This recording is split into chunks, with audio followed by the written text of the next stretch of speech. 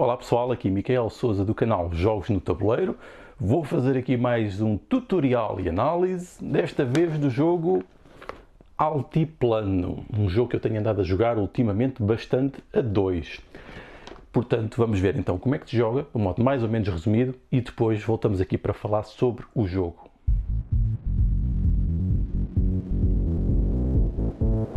Vamos começar a fazer aqui então a configuração inicial do jogo. Vamos configurar o jogo para 2 jogadores e cada uma das localizações vai ter aqui a quantidade de recursos que vão entrar consoante o número de jogadores, portanto eu vou fazer isso agora em modo acelerado.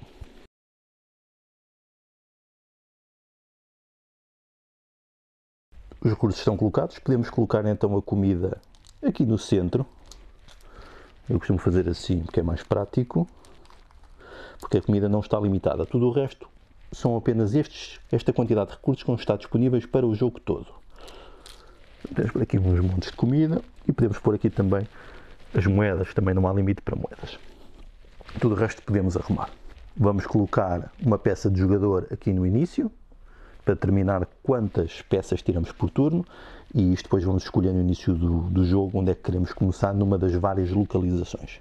Vamos ter que colocar também cartas correspondentes nos locais, consoante o número de jogadores também, sendo que existem várias de cada tipo, ou seja, provavelmente não vão jogar todas as cartas ao mesmo tempo. Portanto, 10 barcos e 10 casas. Portanto, estão a ver, há sempre deles que vão ficar de fora. Contratos também é consoante o número de jogadores. Há vários que vão ficar de fora também. Isto fica visível, isto é sempre visível. Ok, agora vamos dar... Existem agora vários papéis. Vamos ali, de modo aleatório, sortear 2 e dar 2 a cada jogador. Ele vai escolher um, que no fundo vão ser ações bónus e que vai determinar que recurso é que ele vai começar. Por exemplo, eu escolheria este, adicionava aqui à minha zona de floresta, porque isto está dividido em florestas, que corresponde depois àquela localização, em montanhas, que corresponde àquela, em agricultura ou quintas, que corresponde àquela, em zona de comércio e troca, que corresponde àquela ali, zona de lago e de pesca, que corresponde a esta, e zona das casas e das evoluções, que corresponde a esta, da cidade. Portanto, há uma relação entre o nosso tabuleiro individual, que é esta parte do tabuleiro, e o nosso armazém, e depois as localizações que podemos ativar. Estas extensões depois juntamos ao local, portanto era de floresta, vamos juntar aqui a floresta, que passam a ser outras opções que nós temos para fazer na fase de planeamento. Portanto eu ia começar com isto, ia começar também com estes recursos, 2 moedas, e ia buscar então aqui à reserva também os bens iniciais, que seria uma comida, uma madeira e uma alpaca. Estes 3. E podia-os colocar até na minha caixa, ou diretamente já no saco, aqui não é relevante. Ia colocar no saco e tinha também o meu saco, que é necessário para jogar o jogo. Portanto, a configuração inicial está praticamente feita, falta só colocar aqui então as tecnologias. Elas existem A's, B's, C's e D's. Colocamos desta ordem, ordenados, de modo aleatório, mas agrupados pelas tipologias, e vamos revelando para colocar aqui. Isto tem aquela configuração muito comum em vários jogos, em que vão surgindo novos e os preços vão descendo. Por exemplo, estão aqui os preços do que é que custa cada uma. Esta custa 0 mais o custo dela, e depois aqui os custos começam a crescer, que somamos este custo com mais o custo da peça. E tudo isto são extensões para podermos adicionar ao nosso tabuleiro individual. Como podem ver, estão aqui, por exemplo, os ícones, onde isto se vai juntar. Por exemplo, este juntava-se aqui porque era uma atividade aqui ligada ao lago, ao mar. O lago, neste caso estamos no altiplano, é o lago. Será em princípio o lago Titicaca, digo eu. Pronto, neste momento o jogo já está configurado. Vamos dar também, por exemplo, aqui 2 objetivos, cada jogador para ele escolher um, e se ele no final do jogo conseguir cumprir isto, ganha os pontos de vitória que estão aqui em baixo, sendo que os pontos de vitória aqui são estes sóis que vão aparecendo nas várias localizações, sendo que cada jogador também tem esta ajuda, porque no final os recursos que nós tivemos, as pecinhas vão ser os recursos e vão ser também ações. É interessante como estes componentes, estas pecinhas servem para as duas coisas, e no final do jogo vamos ver quanto é que valem cada um. Portanto aqui há deles que podem chegar a valer 4, e esses pontos, estas pontuações também estão nas localizações onde os podemos obter, e também é uma forma de mantermos o registro daquilo que é o valor daquilo que estamos a fazer. Então como é que o jogo funciona? O jogo tem aqui duas etapas, vamos chamar-lhe sempre duas etapas, em que consiste na fase de planeamento. Na fase de planeamento vamos ver que número é que temos aqui nesta barra de produção. Temos 4, o que significa que podemos tirar 4 peças do nosso saco. Não tenho 4, portanto só tiro aquelas que tenho. Só tenho 3, são as 3 que eu vou colocar aqui. Ou seja, eu poderia colocar até 4. Depois de ter feito isto, se eu não tiver peças aqui, posso pegar na minha caixa e colocar aqui para dentro para tirar até ao número que eu tenho disponível para usar. É muito semelhante àquilo que é a mecânica de jogo, ou o mecanismo de jogo do Orleans. Portanto, faço planeamento, então eu vou escolher o que é que vou fazer com estas peças. Portanto, eu tenho aqui localizações, que são os sítios onde eu posso colocar estas peças para ativar ações. Tenho também aqui a minha extensão, que me dá mais uma localização na área de floresta. Então, eu poderia, por exemplo, escolher, uma vez que tenho aqui isto, colocava aqui uma de comida, porque queria ganhar mais um de madeira, e, por exemplo, se calhar com um de madeira, ia colocar aqui para ganhar mais um de comida, começando a fazer já aqui uma combinação de ações. E com esta alpaca, provavelmente eu ia colocar também aqui para ganhar um de comida adicional na localização da agricultura. E então, tinha feito um planeamento, fazíamos isto tudo ao mesmo tempo, e a partir de agora íamos passar para a fase de ações. Na primeira jogada do jogo, nós podemos escolher colocar o nossa personagem onde quisermos, mas a partir daí os movimentos vão ser sempre contabilizados. Portanto, uma vez que eu ia ativar coisas na floresta, eu vou escolher começar na floresta. O que significa então que, agora a segunda ordem de jogo, que é determinada aleatoriamente e depois vai rodando, depois nós até ganhamos aqui temos aqui o marcador de ordem de jogo, que é uma alpaca, que não é nada prático, mas pronto, tem um ar engraçado, mas não é prático. Portanto, quem tiver isto vai ser o primeiro jogador, isto depois vai rodando, e então, por ordem de jogo, os jogadores vão ativar localizações, vão fazer uma ação de cada vez. Portanto, eu estou na floresta, vou então gastar a minha comida, coloco na minha caixa para obter um de madeira, que coloco também na minha caixa. Agora era a vez do outro jogador jogar, fazia uma localização, uma ação, e eu depois faço outra ação, continuo na floresta, posso então gastar a minha madeira para obter nada. Portanto, foi mal planeado. Portanto, eu não vou poder fazer nada com a minha madeira, porque não tenho nenhuma ação que possa fazer isso. Por exemplo, o que é que eu poderia fazer? Gastar 2 de comida para obter uma madeira, um cacau para obter um de comida, um de cacau para obter um tecido, um de cacau para obter aqui vidro ou artesanato. Portanto, eu não conseguiria fazer nada com a madeira. No entanto, eu poderia ter a intenção de no futuro fazer alguma coisa com ela. Portanto, isto foi muito mal jogado. Eu nunca deveria ter colocado aqui, porque nem poderia, porque não tenho nenhuma ação que possa fazer com madeira. O que é que teria acontecido neste caso? Eu não podia fazer isto, era uma jogada inválida, eu teria de ter deixado a minha madeira caso não a quisesse usar em nenhuma localização. O que significa que na próxima ronda só poderia tirar 3 peças, ou seja, porque estou limitado a 4. Isto serviu apenas para um exemplo de um erro que pode acontecer durante o jogo e nós temos de estar atentos a isso. Portanto, a madeira ficaria aqui a título de exemplo. Portanto, eu não tenho mais nada para fazer na minha localização de floresta. O que posso fazer na minha jogada é mover-me. Portanto, eu ia gastar aqui esta ação de carroça, que não conta como uma ação gratuita, que me permite mover até 3 espaços.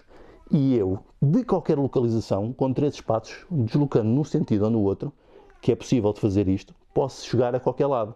Portanto, eu poderia chegar aqui à agricultura. 1, 2, 3. Estando na agricultura, posso então ativar a minha ação, que era gastar uma alpaca para obter um de comida. Ok? Para aqui. E com isto tinha feito todas as minhas ações. Não tinha mais possibilidades de jogadas para fazer. Fazemos isto. Os jogadores podem fazer quantidades diferenciais de ações. Não têm de fazer todas a mesma. E acabando um turno, vamos passar para a fase de reconfiguração. Vamos passar o marcador de primeiro jogador a outro jogador. Como ninguém comprou nada aqui no mercado, sai isto desce e entra uma nova. É assim que isto também vai avançando. E então chega a nova fase de planeamento. Eu posso tirar até 4, portanto já tenho aqui só posso tirar 3. Não tenho nada no saco. Quando não tenho nada no saco, vou pegar naquelas que estão na caixa, colocar aqui dentro e então tirar 3. Tirava 3 e tenho aqui as 3 que eu tenho novamente para este turno e agora posso fazer outras coisas. E o jogo vai rodando sempre assim até que uma localização esgote todos os recursos que tem, recursos e cartas. E depois acaba-se a ronda e depois uma ronda final adicional. E é assim que o jogo vai avançando. Vamos agora explicar mais localizações porque é importante para perceber a lógica aqui do jogo. Portanto, já temos aqui mais ou menos como é que isto se pode fazer e isto aqui vai determinar as ações que temos. Por exemplo, eu estava sempre bloqueado. Por isso interessava-me, por exemplo, numa possível jogada futura, deslocar-me para aqui, para a estrada, que é aquilo que me permite ter mais jogadas. Por exemplo, se eu gastar madeira e pedra, eu posso, gastando isto, colocando aqui, como sempre, fazer avançar aqui na minha barra de progresso, o que me permite a seguir já poder tirar até 5 peças. Depois temos outras possibilidades também. Podemos comprar estas coisas para adicionar, como já expliquei, para dar novas ações, e depois existem muitas variedades. Podemos, por exemplo, vir aqui nesta localização, colocando aqui, por exemplo, 2 madeiras. Vamos imaginar que eu tinha 2 madeiras. Aqui, temos que colocar aqui. Estamos sempre limitados a isto. Ou seja, eu não posso pôr mais peças aqui, portanto, se eu escolhesse fazer esta ação das 2 madeiras por uma canoa, já não conseguia fazer as outras. Portanto, é sempre uma decisão que nós temos de tomar na fase de planeamento. Eu ia, por exemplo, gastar 2 madeiras e ia poder escolher. Isto é válido para todas as localizações com cartas. Nós podemos ir consultar e escolher aquilo que está disponível. Não é tirar do topo, é escolher. E aqui nas canoas é muito simples, basicamente ficamos com a canoa, ganhamos esta peça diretamente para a nossa caixa e no final vale 2 pontos de vitória. Portanto, existem aqui para várias opções. Aqui nas casas, se eu me deslocasse para aqui e se tivesse, por exemplo, aqui recursos, aqui temos mais uma localização porque existem mais ações. Por exemplo, se eu tivesse 2 de pedra, podia ir obter, escolher uma das casas e aqui dá pontos diretos, mas dá pontos adicionais pela quantidade de peças que nós tivermos no nosso saco, na nossa caixa, no tabuleiro. Portanto, é basicamente um multiplicador de peças. Depois, mais localizações. Aqui, por exemplo, temos outras novidades. Podemos gastar dinheiro para comprar mais carroças. E como é que estas carroças funcionam? Elas só são ativadas se nós colocarmos, por exemplo, aqui comida na fase de planeamento. E isto permite-me, se eu tiver a carroça e a comida, gastar e poder avançar até 3 adicionais, ou seja, posso fazer múltiplos avanços na mesma ronda, ou seja, para fazer muitas ações em localizações diferentes. No entanto, se eu não tiver a carroça, pode acontecer não ter carroça, eu posso na mesma fazer um avanço, mas gasto a comida e só avanço 1. A carroça tem o benefício de poder avançar até 3. Portanto, mais localizações. Aqui também podemos, na localização da cidade ou da aldeia, podemos encher o nosso armazém. Por exemplo, imaginem que eu tinha posto a pedra e não queria comprar nenhuma casa, mas eu podia pegar nas pedras e movê-las para o armazém. Se vocês repararem, as pedras valem 1, mas eu posso tentar ter mais pontos com elas. Por exemplo, quando eu conseguir encher, e a partir do momento em que escolho um tipo de recurso para uma linha do armazém, toda a linha tem de ter o mesmo tipo de recursos. Se eu conseguir encher uma linha, ganho 2 pontos de vitória. Para as pedras, se calhar não era muito inteligente porque cada uma valia 1, mas, por exemplo, para pôr peixe, para pôr milho, para pôr comida não pode ser, porque é o único recurso que não podemos pôr aqui, mas para pôr peixe e para pôr alpacas, se calhar era um bom sítio para, no final, obter pontos de vitória com elas. Sempre que eu tenho um tipo de linha com um tipo de recurso, numa próxima jogada eu posso, por exemplo, iniciar, mesmo que não esteja completa, uma nova linha com outro tipo de recurso e tentar encher. Por exemplo, a madeira era realmente um recurso interessante para fazer, porque, por exemplo, 3 madeiras não valem nada, mas 3 madeiras aqui, no final, valem 3 pontos de vitória. Sempre que nós ganharmos milho, podemos ganhar milho aqui e noutros sítios, por exemplo, avançando aqui ganhamos o milho, ele pode vir para aqui, para o armazém, para tapar uma linha. Portanto, ele pode ser conjugado com qualquer recurso que exista. No entanto, se não houver nenhum recurso aqui, quando entra milho, tudo isto tem de ser feito com milho. Portanto, é uma coisa que temos que planear também. Mais localizações que temos. Temos, por exemplo, aqui no mercado. Isto é um sítio em que nós podemos colocar bens. Está aqui para vender.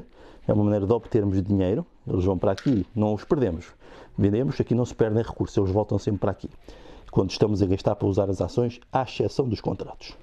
Por exemplo, fazemos aqui, vendemos, podemos vender, por exemplo, se vendemos tecido, vale 2 de dinheiro. E se vendemos aqui joias, vale 3 dinheiro. Portanto, isto é importante.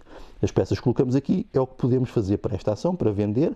Podemos também gastar dinheiro para comprar extensões, é aqui que nós fazemos isso, que é uma parte importante do jogo.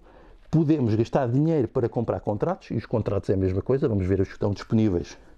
Escolhemos um e estão aqui os recursos que são necessários e colocamos. Só podemos ter um contrato não resolvido em cada vez, e depois é esta mesma localização que nos permite, por exemplo, temos aqui os recursos. Se eu estiver na zona de mercado, eu posso, com uma ação, pegar nestes dois, é o que está aqui, e enviar para o contrato. Quando eu conseguir encher isto, eu ganho então no final do jogo 11 pontos e ganho imediatamente 1 milho, que me pode servir para encher aqui, e como está cheio este, posso iniciar e comprar outro contrato noutra altura. E é uma maneira também de tirarmos as peças do nosso sistema, porque elas, à medida que vão entrando, vão ficando sempre. Aqui é uma maneira de as tirarmos nesta localização, mas também nesta aqui do armazém. São as duas maneiras que nós temos de as retirar. Mais jogadas que podemos fazer. Já expliquei os contratos, já expliquei as casas, as carroças, e no geral são essas as ações que nós temos. Depois é uma conjugação e configuração daquilo que nós vamos fazendo ao longo do jogo.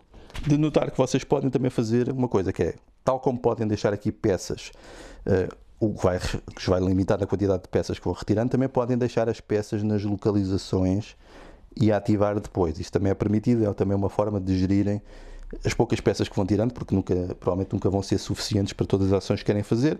Deixando peças para futuras ações é também uma forma de planear e de poder também otimizar aqui o vosso sistema. No final do jogo vamos contar os pontos dos contratos, os pontos das casas, os pontos das canoas, os pontos dos recursos, sendo que os recursos que tiverem aqui não contam para esta pontuação final, contam apenas para as linhas e colunas que tiverem, e basicamente somamos isto tudo e vemos quem é que tem mais pontos de vitória, não esquecendo também aqui estes objetivos iniciais que os jogadores também receberam.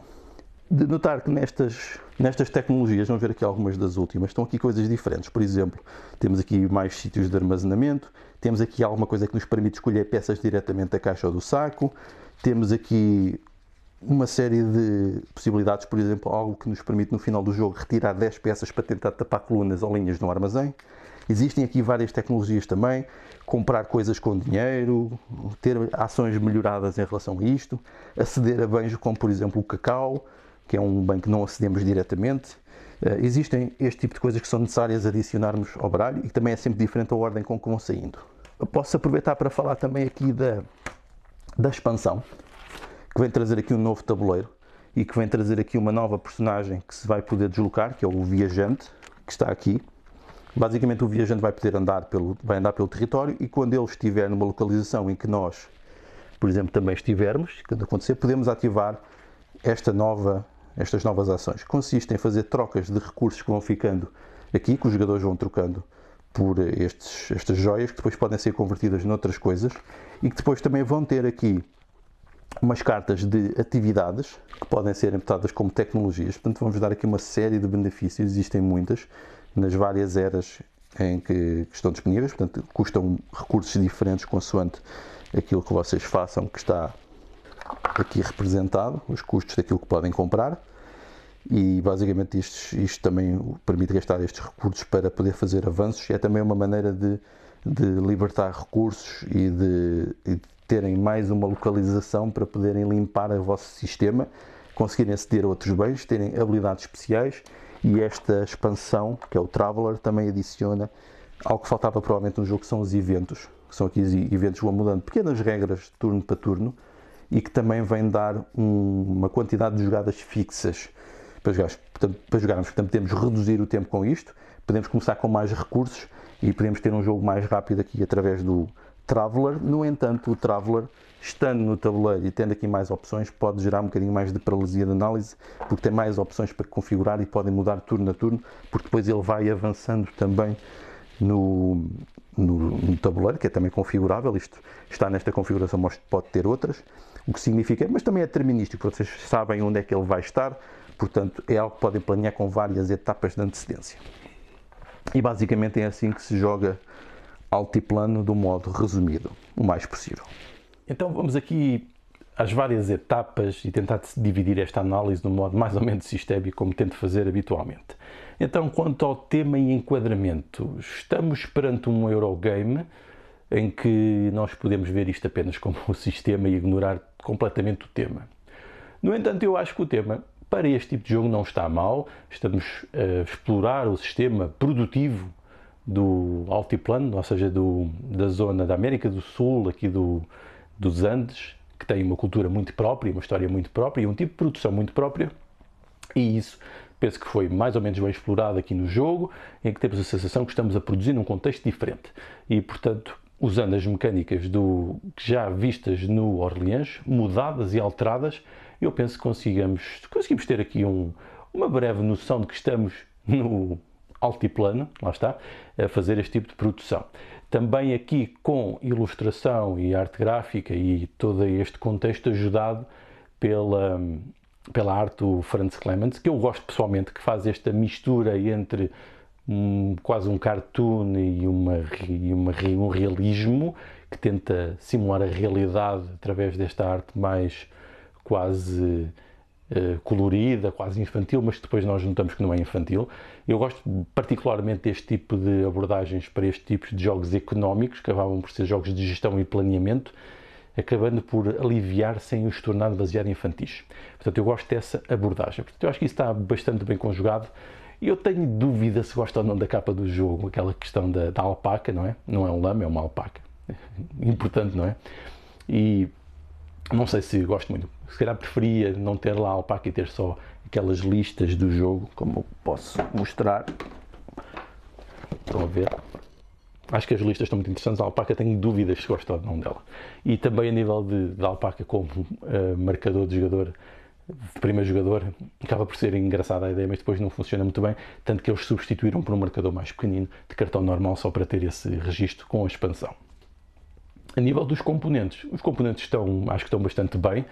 Realmente nós temos que ter os componentes, ou seja, os recursos com estas peças de cartão redondas, porque nós temos que ter maneira de não os poder identificar no saco e eles têm de ser colocados também no tabuleiro para ativar. Portanto, esta opção acaba por ser interessante. Pode não ser muito durável se jogarem muito o jogo, o cartão pode estragar, mas depois também podem pôr aquelas capas de proteção de moedas de plástico que depois garantem que realmente o jogo tem durabilidade e consegue manter a jogabilidade de não identificação das peças. De resto, eu acho que os componentes com este tabuleiro modular funcionam bastante bem, está tudo bastante claro, as pontuações dos recursos, a quantidade disponível, ajuda a fazer o setup. Eu penso que fica bastante linear e não traz muitas dúvidas na iconografia e no modo como foi conjugado, sendo que tem muitos recursos, muitas habilidades, pode ser confuso de início, terá sempre uma curva de aprendizagem. Eu acho que este jogo tem uma curva de aprendizagem que precisa mesmo de 2 jogos ou se calhar mais, porque pode não ser muito evidente o facto de estarem a gerir aqui um sistema que pode ficar entupido com coisas. Portanto, vocês têm de gerir muito bem aquilo que vão adicionando ao vosso sistema composto pelo saco, pela caixa, pelo vosso tabuleiro individual, sabendo muito bem em que momento é que devem começar a se livrarem de alguns dos recursos, quer para o armazém, quer para os contratos, perceber que também se livrarem deles depois já não os têm para fazer as ativações, perceber as eficiências das localizações e das movimentações, perceber quando é que avançam para uma etapa de pontuação ou ainda estão na etapa de conjugação de recursos para aumentar a produção. Isso não é muito evidente de imediato. Portanto, isso se calhar só à segunda, terceira jogada, se calhar a terceira é que conseguem chegar lá, o que eu acho que é interessante também para explorar e descobrir e aprofundar o jogo. Do ponto de vista da complexidade, tem alguma complexidade em conseguir compreender este sistema, embora depois seja tudo muito evidente e entre naquilo que é a lógica deste tipo de jogos, que são basicamente produzir, converter a produção em pontos e conseguir ter o sistema mais eficiente possível, sendo que não é possível fazer tudo, vão acabar por ter que se especializar em alguma coisa. A nível da replicabilidade, eu acho que o jogo tem replicabilidade, especialmente se juntarem a expansão. Depois, só que o jogo base pode acabar por ficar um pouco repetitivo, especialmente se jogarem com muitos jogadores em que estão sempre as mesmas cartas em jogo. Isso é interessante também porque vai mudando aquilo que são as maneiras de pontuar. Mas se juntarem a expansão com os eventos e com aquelas habilidades especiais, garantem que têm sempre diversidade no jogo. Eu acho que isso é importante. Embora possa gerar um bocadinho mais de paralisia de análise, porque tem de conjugar mais o local onde está o viajante. Isso pode ser complexo e pode ser indesejável, pois depende daquilo que vocês quiserem. Mas a nível da rejogabilidade eu diria que tem alguma, especialmente juntando a expansão. E também o modo como saem as tecnologias também pode fazer alguma diferença, porque elas não saem sempre na mesma ordem, e isso vai definir e alterar o vosso jogo, tal como o vosso poder inicial, a vossa personagem, ou até como os objetivos que tem, que também são diferentes. A nível da escalabilidade do jogo, ou seja, a quantidade de jogadores que podem ser jogados, eu diria que o jogo é melhor para ser jogado a 2, máximo 3, porque depois tem muito tempo de espera, não existe assim tanta interação entre os jogadores que alimenta a dinâmica de jogo. Vai acabar muito por ser o modo como as coisas saem e as opções que vocês tomam para criar o vosso sistema. Portanto, 2, 3 seria suficiente. Não há necessidade de jogar com mais, nem sequer com o viajante que gera mais interações. 2, 3 eu diria que é o ideal. A nível das mecânicas, nós temos aqui aquilo que podemos classificar este jogo como jogos de pool management, ou seja, gestão de quantidade de recursos. Aqui como quantidade de recursos no sistema de uma pool, uma piscina, não é um armazém, um grupo, porque aquilo vai ter um sistema em que vocês vão estar constantemente a ativá-lo. E existem vários jogos que têm este tipo de coisas, quer sejam, por exemplo, os deck builders, ou neste caso um bag builder, são jogos em que vocês criam o vosso próprio sistema. Este é uma alteração daquilo que existia no Orleans.